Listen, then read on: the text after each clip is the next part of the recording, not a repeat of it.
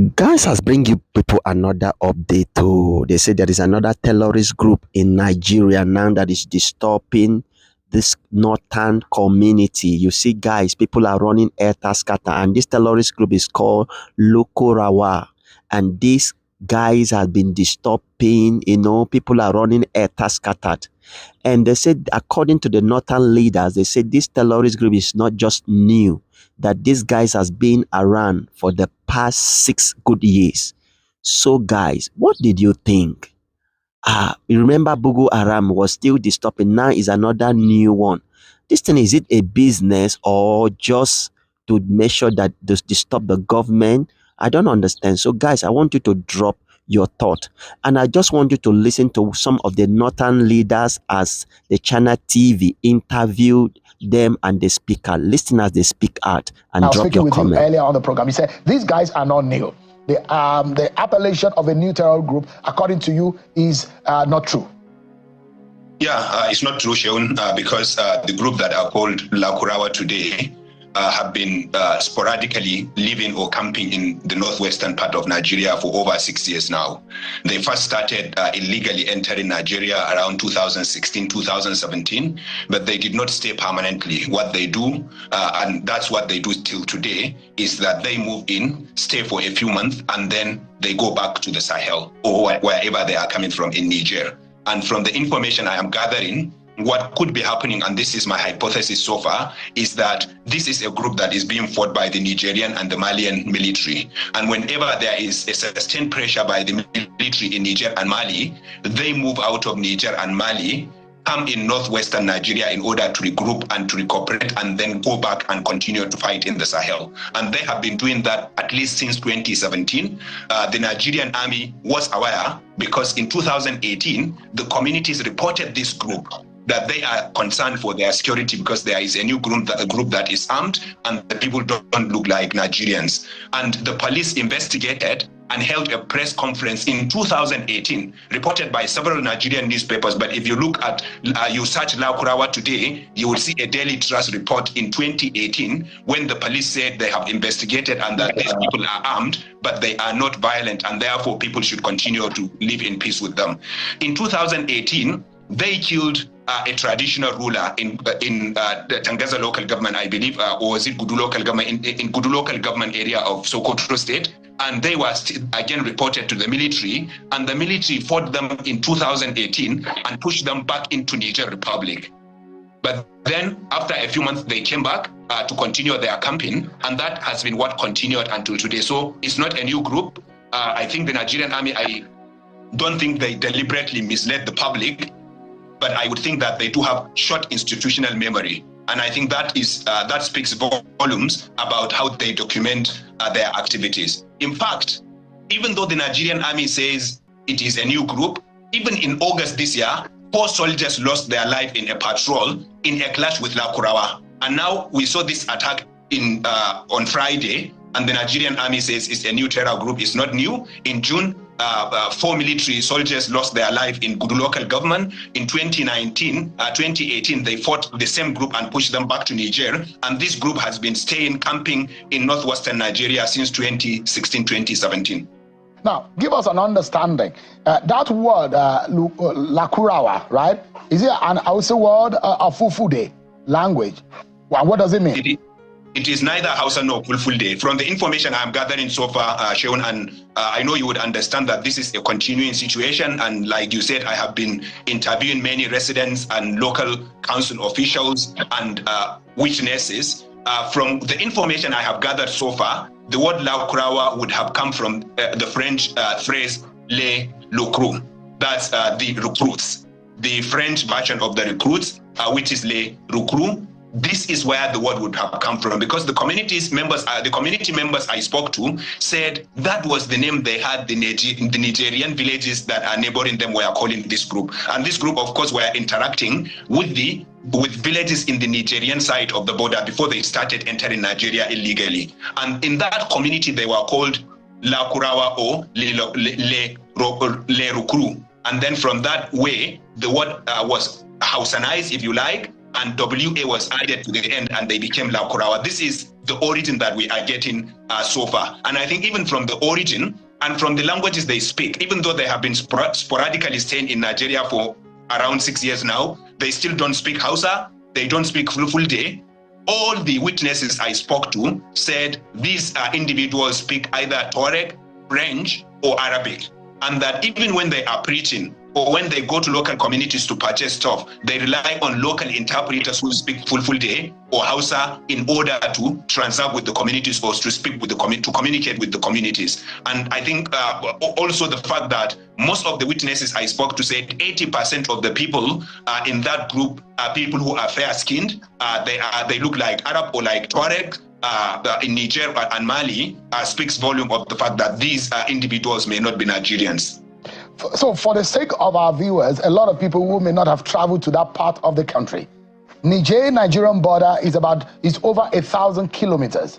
If you travel about 100 kilometers per hour, it will take you about 10 hours to travel the length and breadth of the Nigerian border. So to give context to how wide and how big that border is, would you describe that border as porous and unmanned, or how insecure is the Nigerian border? Look, to be specific, the Nigeria-Niger border is about 1,487 kilometers. That's over 900 miles. And to say porous is an understatement. It is open. It is completely open. You can go in and out any time of the day from hundreds of different locations. And of course, in addition to that, the terrain itself is challenging because some part of that border is forested, some part of it is desert, some part of it is mountainous. And of course, because of the criminal activities going on in northwestern Nigeria, it is very difficult for the immigration and custom officers who are not very well armed and trained to secure the border.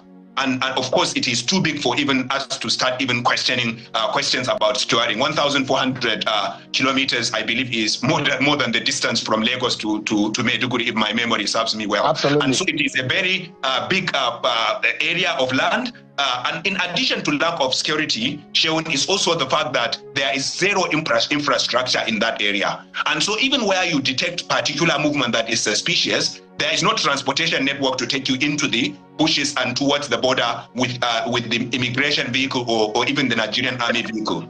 There is also no communication network, good communication network. In many of these villages, there is no connection that is working. No phone service or signal, whether Glo or Airtel or MTN, and therefore they have to travel kilometers. Some of them will have to climb mountains before they can communicate. So, in that situation, even when communities observe suspicious movement, they cannot report to anyone. And even the government officials operating there, like the customs and immigration, find it difficult to communicate, in addition to corruption and lack of equipment on their part. So to give context, imagine that you are traveling from Lagos, you've passed Benin or you've passed Benin City, you've gone as far as coming towards Abuja, Kaduna, and there is no proper any check. It's just an open grounds, open field. This is how large and massive this terrain is, and perhaps there are a lot of people who know the terrain who say people just come from Niger into Nigeria without unchecked, because this border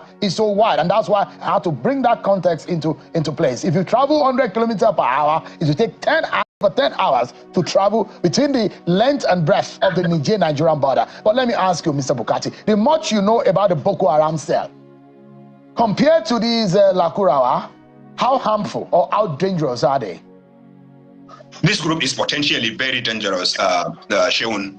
Of course, the Boko Haram group is a group that became a transnational terror group, and it didn't do that until after it had operated for many years and had gathered experience and arms and money through kidnappings and other methods. This one is not up to the level of Boko Haram in terms of sophistication and lethality and their experience and their connection and even the number of fighters. But they are potentially very, very dangerous because, number one, they are already establishing strongholds in the northwest, especially in Tangaza and Kudu local governments of Sokoto State, but also some parts of Kebbi State. And right now, the information we are getting is that they are operating in 5 local governments. And I can tell you some of my interviewees are very informed, Sheun, and they tell me, one of them told me that there is a local government in Sokoto, Gudu local government. He says you cannot travel 5 kilometers outside the state, the local government capital without meeting Lakurawa, encountering Lakurawa on the way. And he says all the villages surrounding the local government headquarters are under the control of the group, because as we speak, they are serving as judges for local people. If you have a local problem, you have a dispute with your neighbor, you report to them, because they have forbidden traditional rulers from intervening in any dispute that is brought to them. And traditional rulers have no option but to obey them, because they would kill them if they don't obey their instructions. And especially in farmer herder crisis, today if farmers have their farm encroached by herders, they report to the Lakurawa, and the Lakurawa summon the parties, adjudicate the dispute, and order compensation against those that they find wanting. Members of the community whose cattle is stolen by bandits report to the Lakurawa, and the Lakurawa intervene on their behalf to fight the bandits, to collect their cattle back for them. And in exchange, today the Lakurawa are levying taxes in communities in Sokoto and Kebbi State, especially against herding communities. They stop you, they count your cattle, and they ask you if it belongs to a politician or a government official, they confiscate the whole of it. If it belongs to an individual, they charge taxes in percentages and then leave you to go. Now, they also enforce other rules. For example, there are POS machine operators in some of the villages that recently were punished by this group, because the group said they were charging interest, which is forbidden in Islamic law. And therefore, they broke into the POS shops, they looted everything in the shop and destroyed all the machines. They are also punishing people who don't leave beard, and they are helping people who leave beard with money and other incentives. I'm being also joined by Professor Tuka Mohammed Baba, National Public Secretary of the Arawa Consultative Forum. But before I come to you, Prof, Mr. Bulama, what is Lakurawa? What are they preaching? Is it different from the ideology of Boko Haram?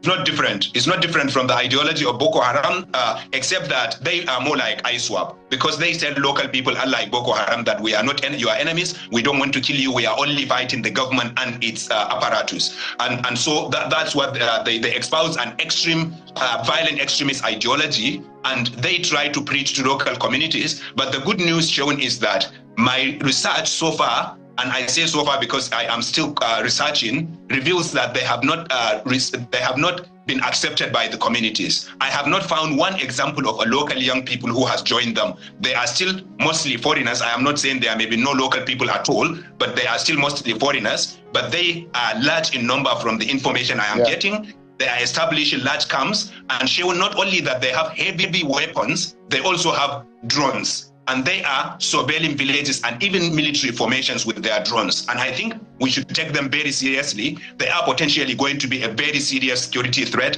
in a region that is already devastated by bandits' violence. All right, give me a moment. I'm also being joined in the studio by the national chairman of the SDP, who is going to also be giving us all some perspective on this matter.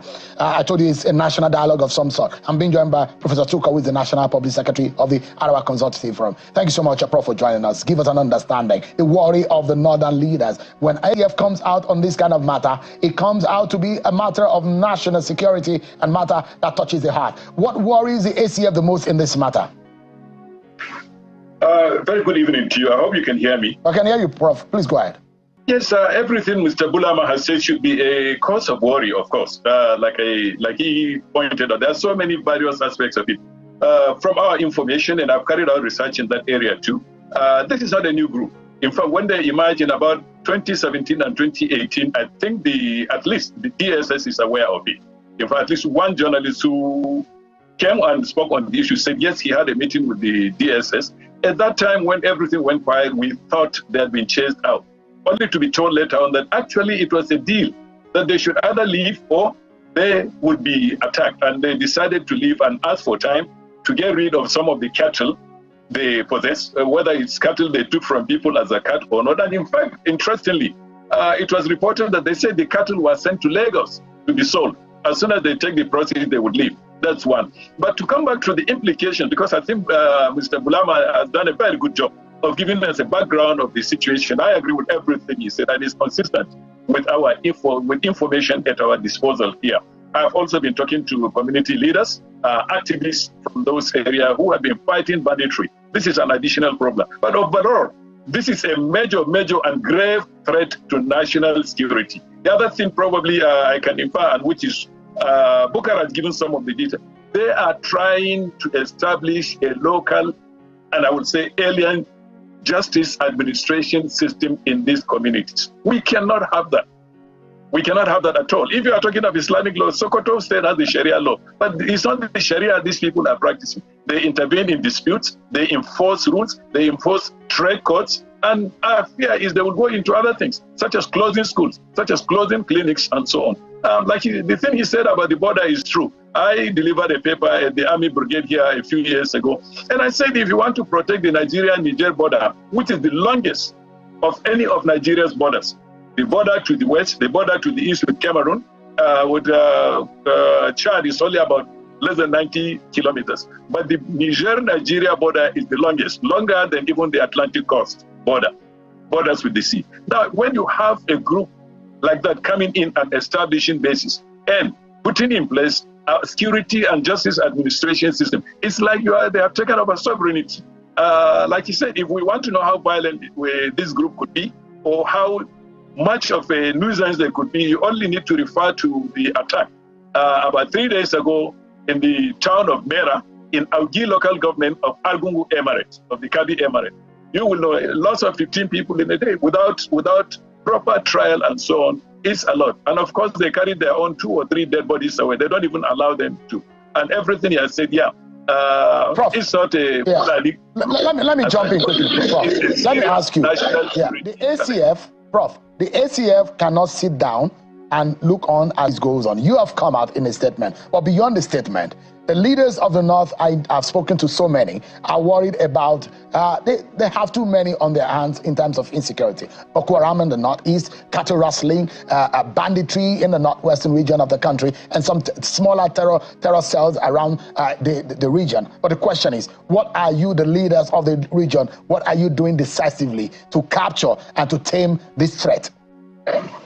Well, we're doing a lot. One, drawing the attention of the authorities. You know, like my organization, the Area Consultative Forum, is a non-governmental organization with no judicial, executive, or legislative power. It's an interest group that believes in consultation. But of course, we do that with the interests of the North, within the context of modern Nigeria in mind. We have been drawing attention to some of this and the implications for our people. If I can take you back, when the ECOWAS, led by Nigeria, threatened to launch an attack against the Republic of Niger, we were the first to come out and say, no, you cannot do that.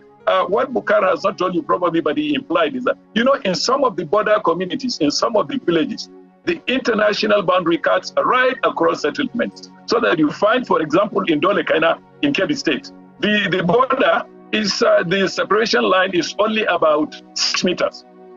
So you can shout from one house to another. You can go to Dole Kaina market. There is a triangle created by the colonialist authorities and still maintained by immigration people that has 3 sides. One side says Niger, the other side says Republic of Benin, and the other side says Republic of Niger in a spot. So you can see the difficulty.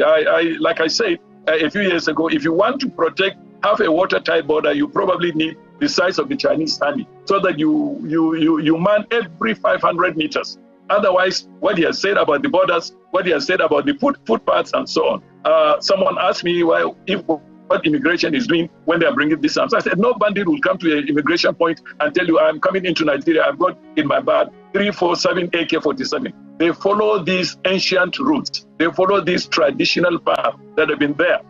Camels are used for smuggling, donkeys are used, and so on. In fact, even INEC, when carrying out elections in places like Gada and other remote areas, they use camels, they use donkeys. It's to show you some of the difficulties. The mountains in those areas are not serious mountains, they are hills. You know, this is an area that was under the sea in ancient times. Right. So you go flat, you could see, your eyes could see as far as 3-4 kilometers. To come back to what we are doing as northern organizations, and so many other organizations are coming, is to draw attention to the implications and to plead, urge government and all stakeholders to cooperate together and in a concerted manner so that this thing can be dealt with once and for all, or at least it can be contained.